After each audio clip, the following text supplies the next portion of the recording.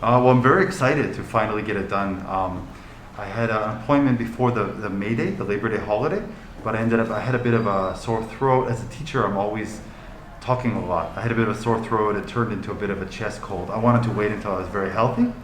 And so now finally, May 12th, I got the vaccine. I'm very excited. It feels a long time coming.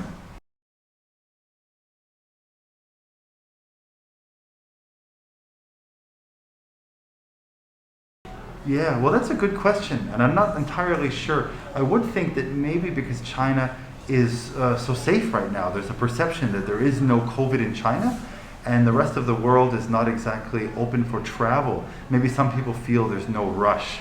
If that makes sense. I know some of my friends hope to go back to Europe or America this summer. They definitely want to be vaccinated. But if you were planning to stay in Chongqing, Chongqing has no COVID community spread. Maybe they don't feel it's necessary to do it so quickly. Of course, I feel like it's a good idea. The vaccine has been proven to be very safe. So if people can be fully vaccinated, then the population itself, creates a firewall in case someone, sort of snuck in or got through the quarantine and this kind of thing. If some accident happened and everyone's vaccinated, you won't have an outbreak. So that's really good. Until now, we've relied on these NPIs, the non-pharmaceutical interventions, like quarantine, wearing the mask, which is all very good. But if everyone has immunity, that's one step higher.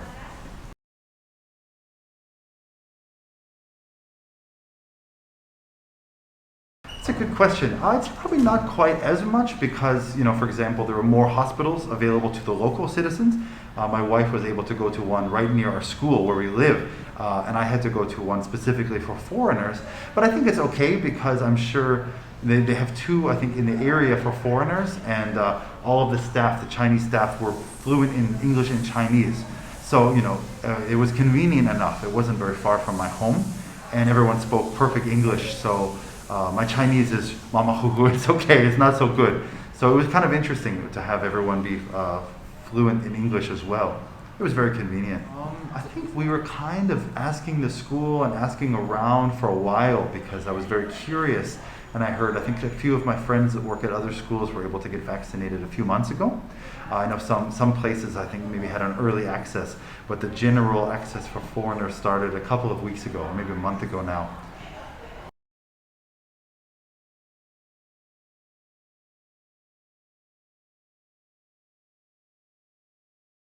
That's a good question.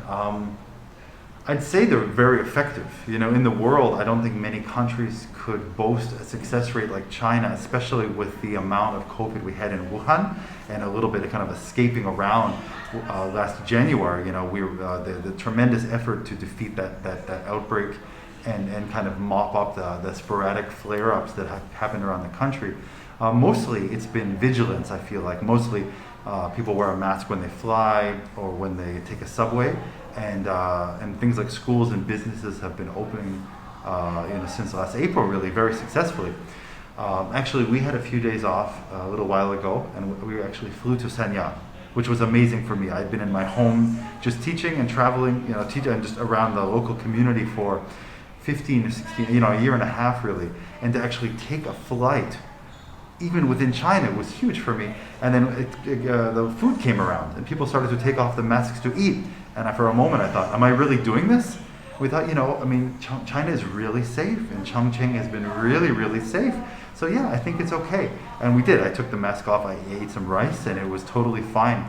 So yeah, China's really bounced back, and it's really remarkable. I think it's the world's largest COVID-free bubble, really. Israel is probably the second one, and New Zealand, Australia are pretty close as well.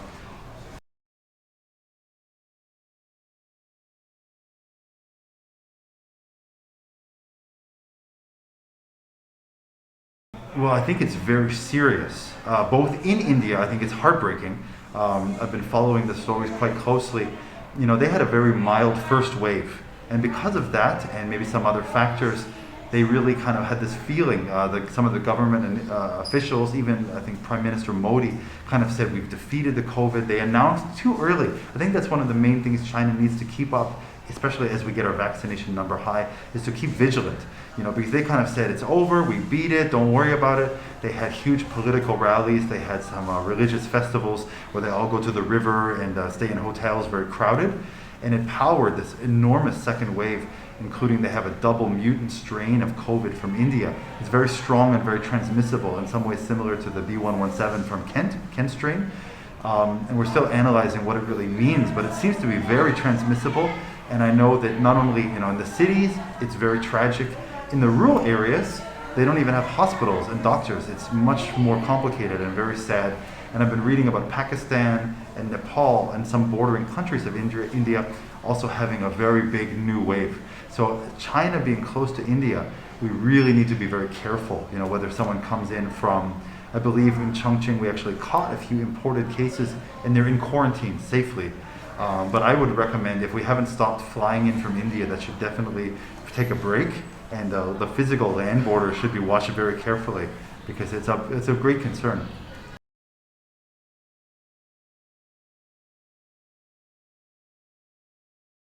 That's a good question. I haven't got all the numbers yet. I know that the international version is being released in Canada this month, actually in May. So because of the seriousness of the pandemic in Canada, it took quite a while, and I couldn't really complain about that. There are people at home. Montreal, I think, is where the printing house and the publisher in Canada that's doing the international version. They had a very serious outbreak this year.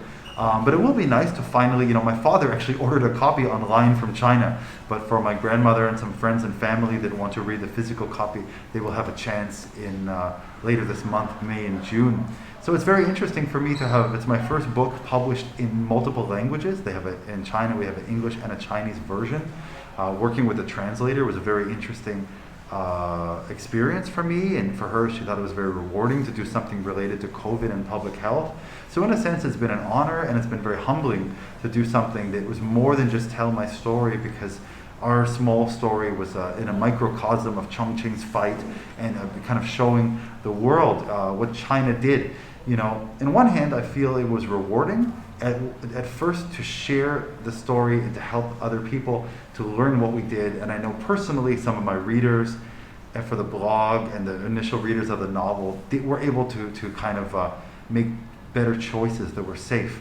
I kind of wish, if I was friends with Prime Minister Trudeau or something, if I had managed to get a copy of the book to government leaders earlier, I just feel that I wish the West had followed the Chinese method, the Chongqing approach, more strongly. Instead of a 2-month lockdown and a year and a half of relative safety, they've gone for the light switch approach. 1 month lockdown, 1 month open, 1 month lockdown, over and over.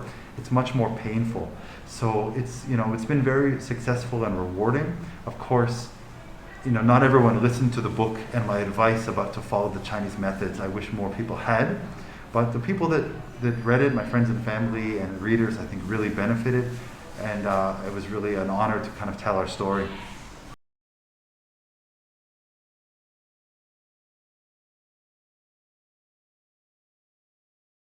Well, that's a good question. I had continued, the original diary was like basically 60 days in lockdown. It was very personal about really understanding the beginning of the virus, not having any idea whether it was a controllable outbreak or the zombie apocalypse. We had no idea at first what we were dealing with. It turned out to be something that, as it went on, we got a lot of confidence for Chongqing's epidemic management and control, and then it became more of sharing the information. Starting in March, I branched out because as the pandemic began to spread around the world, I found about a dozen writers and bloggers in Canada, America, Europe, Australia, South America, different countries around the world. In Africa, I have a writer in Uganda.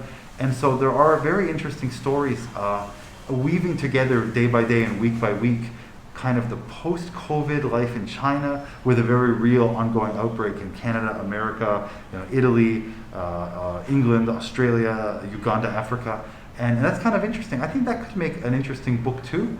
And that may be something that happens. I'm looking at doing kind of a novelized nonfiction version with some of my more philosophy stuff, because I feel like pushing back against some of the anti-Asian or anti-Chinese narrative when I try to say something about how good China did. Some people on the internet are a little bit biased and would be critical of China, and that's kind of had me, rather than shame me into being quiet, it's made me kind of dig my heels in a little bit and become more vocal as a defender and a supporter of China, because my life here has been really good, and I think that people are often misunderstood in the West. the country and the people. And I try to be a bit of a bridge and an educator. So, I'm working on some nonfiction work and writing philosophy about the pandemic, about geopolitics and relations. I also have some fictional stories, like My Amos the Amazing, about a young Chinese boy who becomes kind of like a wizard. I hope to make a movie about that one day. If you know Zhong Yimao, ask him to call me. Okay, Mr. Wu, thank you very much for your time. Thank you so much. Take care, Truman.